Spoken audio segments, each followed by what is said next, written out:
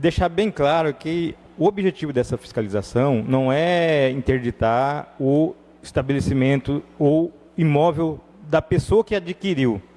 O nosso objetivo maior é fazer com que as vendedoras dar andamento aos processos, porque muitas delas têm processos iniciados de regularização, porém não fez as finalizações do que é necessário. Correto. Segundo a lei federal, a lei 6.766/79, ela prevê que chácaras só podem ser regularizadas com 4 hectares. A partir de 4 hectares para você ter escolhido. Justo. Nesse caso aqui, nós sabemos que tem muitas chácaras menores do que esse tamanho. Como que vai funcionar para que eu, que comprei uma chácara de repente, que está fora do que diz a lei, no caso 4 hectares, para mim poder regularizar a minha chácara? Tem alguma esperança para essas pessoas? Como que vai funcionar, uma vez que a lei federal fala uma situação, e aqui nós temos chácaras que não cumprem a lei federal e até por isso foram interditadas? Rude, como essa fiscalização foi um procedimento padrão e inédito em Mato Grosso, nós também temos algumas dúvidas a ser sanadas, entendeu? Aí a própria lei já diz que o módulo mínimo são 4 hectares, porém pode existir o município legislar para que se diminua esse padrão mínimo, né? Até porque existe a competência legal dos municípios que ele pode reduzir. Nós sabemos que tem estados que têm um padrão modular menor do que os 4 hectares. Hoje, essa lei que regularizaria isso não existe. Então, as que não têm 4 hectares estariam irregulares, segundo a lei. Sim, isso mesmo. Aí estão irregulares, né? Aí vai ter que se buscar meios, ou via judicial, ou de repente até alterar a lei, né? É possível isso também, mas no momento estão irregulares. As pessoas que compraram a sua chacrinha, porque tem algumas chácaras que eu não consigo nem ver como chácara. O cara tem 50 por 100 fala que é chácara, né? 50 metros por 100 está muito longe. É um terreno grande, né? Vamos colocar assim, se comparado com chácara, né? Talvez, como que essas pessoas irão fazer? Essa lei, como o senhor disse, não existe. Essas chácaras que foram interditadas, e eu comprei uma chácara, eu tenho acesso a ela? Como funciona a partir de agora? Não, o acesso continua valendo. O problema é que as empresas, ela jogava a culpa para o poder público, né? Correto. Falava que o processo da expedição das escrituras individuais estavam parados nos órgãos públicos, né? Onde não é verdade, onde o processo está parado por falta de documentação. Por irregularidade, o cara não cumpre. Tem uma legislação a ser cumprida, ele não cumpre. Então, aí por falta dessa documentação, de algumas documentações, que elas foram interditadas. Mas isso, a pessoa tem o direito de ir e vir, visitar, mas aí também o objetivo da nossa fiscalização é de deixar bem claro para a sociedade que não é culpa do poder público que o processo está parado. Uma pergunta. Foi interditado, eu já comprei. Tenho direito de ir e vir, porque o processo eu não consigo regularizar. Mas e as vendas de, por exemplo, o cara tem lá 150 chácaras, vendeu 30, tem 20 por vender. Ele poderá continuar vendendo essas chácaras mesmo com a fiscalização, falando, ó, está irregular, ou ele está proibido de vender novas chácaras para novos interessados?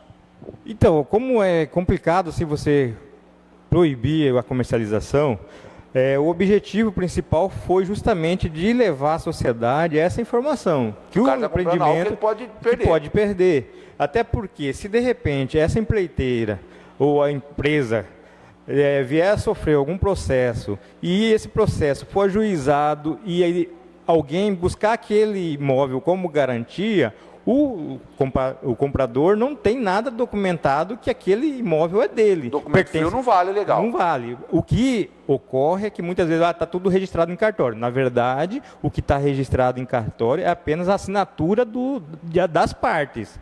Certo? Que a gente chama de gaveta, inclusive. O escritório de gaveta. O que vale a escritura é documento de fato. A posse, né, o documento de posse também.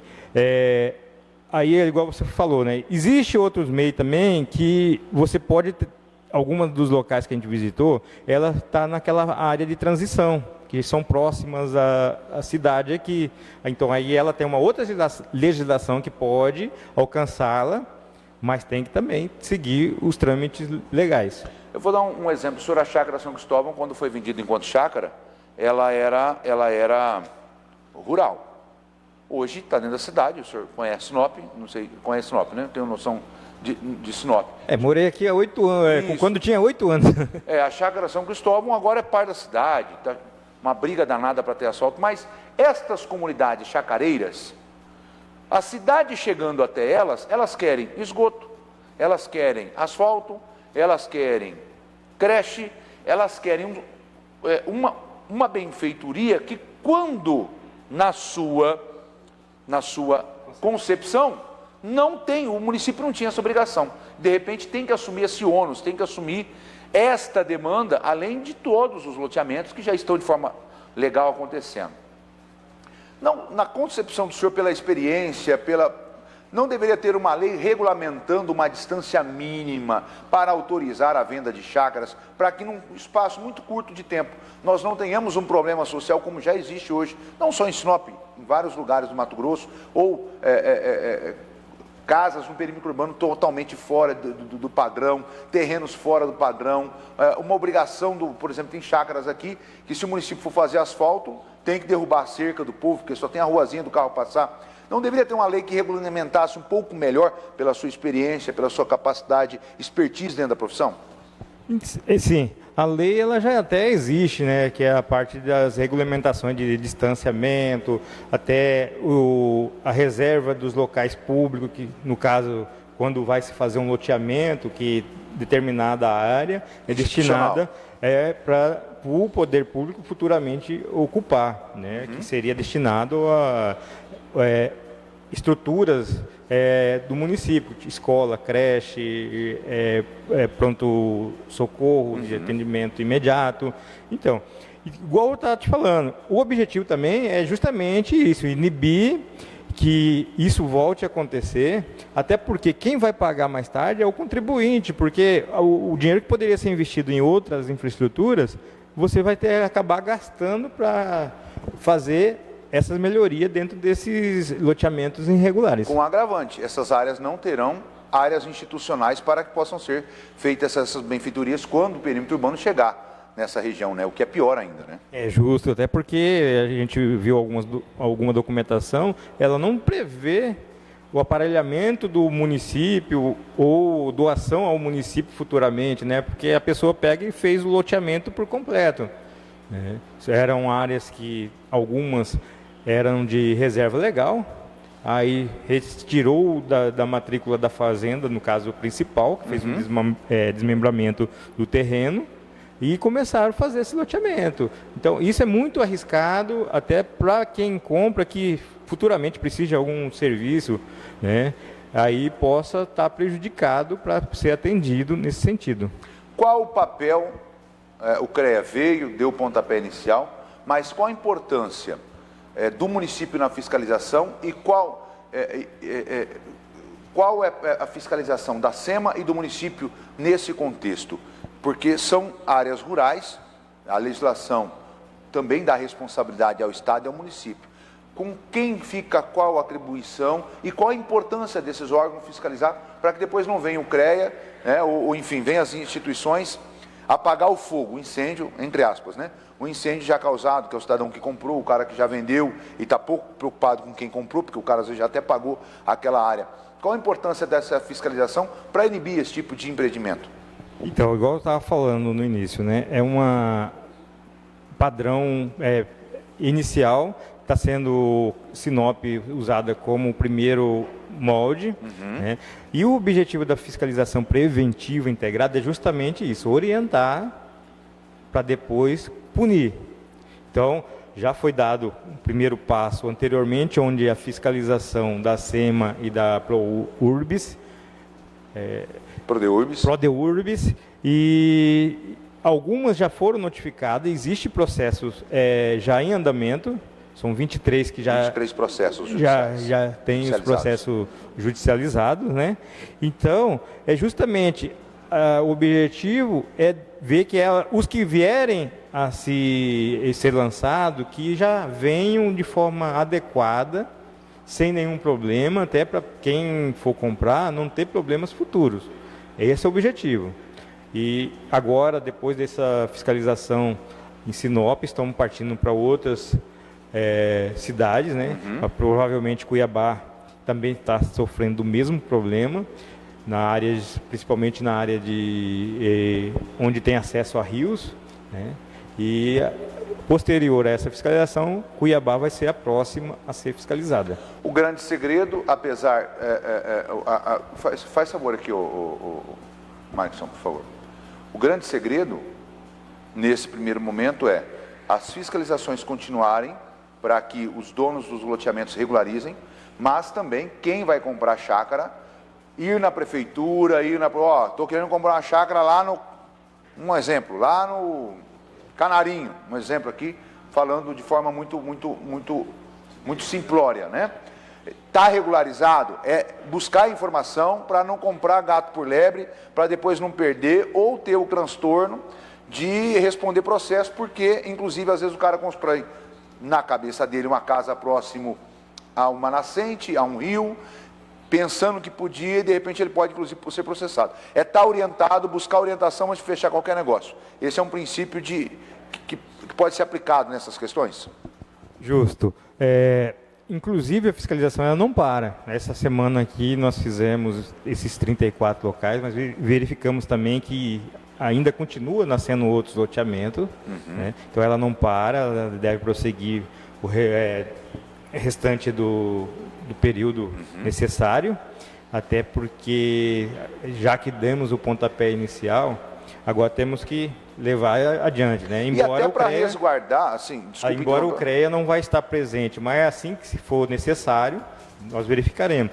Até porque nós já verificamos em loco que muitas dessas loteamentos já tem uma necessidade de ter um profissional acompanhando a abertura, o parcelamento de solo, porque nós verificamos que não há participação de profissionais envolvidos no parcelamento do solo.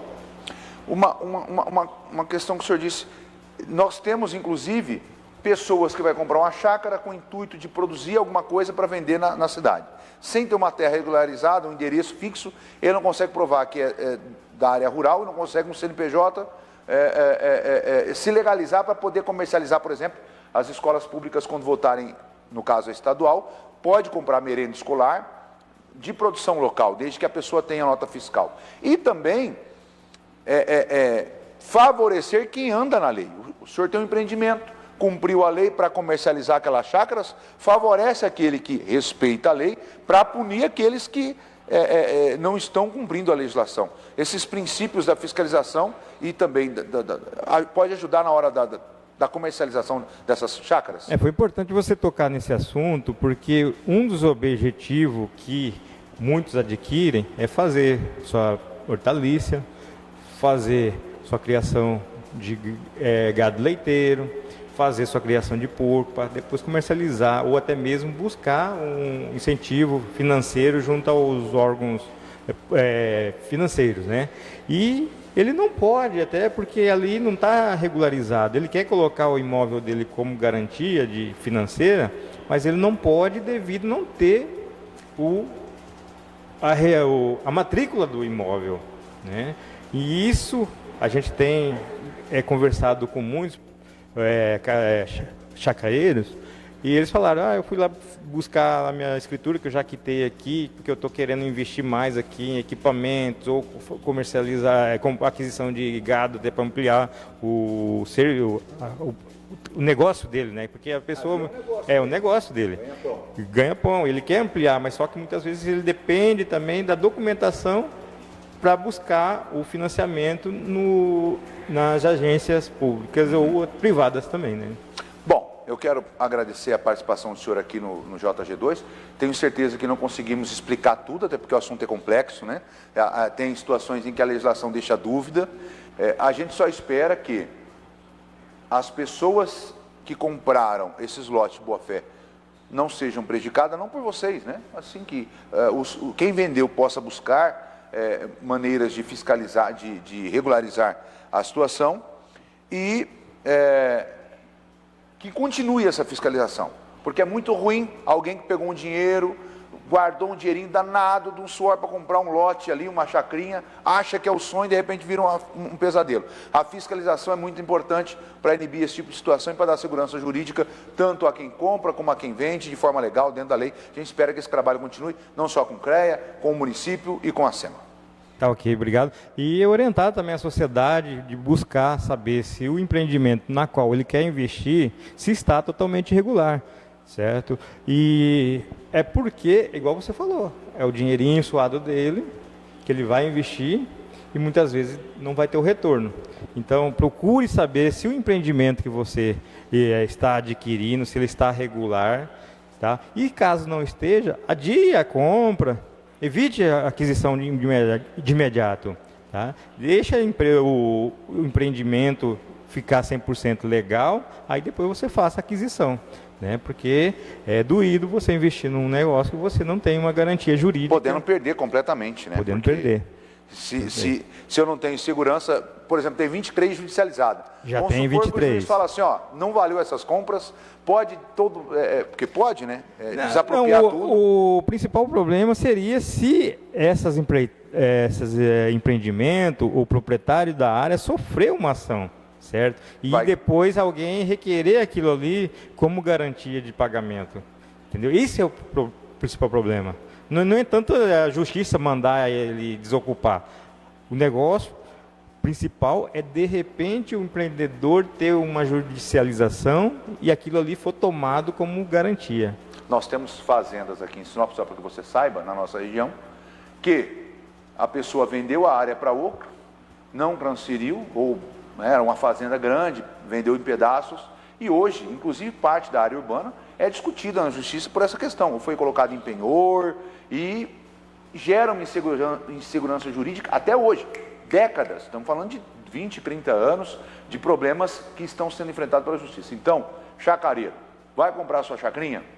Não custa ir lá na prefeitura, na Prodeurbis, buscar informações, saber se esse loteamento está respeitando o que determina a legislação para que você possa comprar. E a fiscalização vai continuar. Fique atento. Muito obrigado, uma boa noite e até a próxima. Boa noite. E precisando de alguma coisa, estamos à disposição. Tá? Parabéns ao CREA pelo trabalho e a todos. Eu gostaria que parabenizasse todas as instituições envolvidas. Né? O CREA só foi a coordenador. Militar, CREA, a prefeitura através dos órgãos o CAL, Cresce. O CAL, Cresce, enfim, todos. O Corpo de Bombeiros. Corpo de Bombeiros, todas as instituições que trabalharam nessa fiscalização, parabéns. São muitas, de repente a gente esqueceu de alguma. Tem a SEMA também. SEMA, tá. Então, todas. E que continue, que não seja o princípio e pare ali, que continue para inibir aqueles que querem fazer especulação imobiliária. O cara às vezes tem uma fazenda grande, tinha uma área ali que não podia desmatar, ele loteia, porque ali não vai poder plantar, então faz dinheiro daquilo. Não, porque lá ele tem que preservar. Então, parabéns a todas as instituições. Conversei aqui com o Reinaldo Magalhães, coordenador de fiscalização preventiva integrado do CREA. A gente vai para o intervalo e volta na sequência. 2 minutos, eu aguardo você.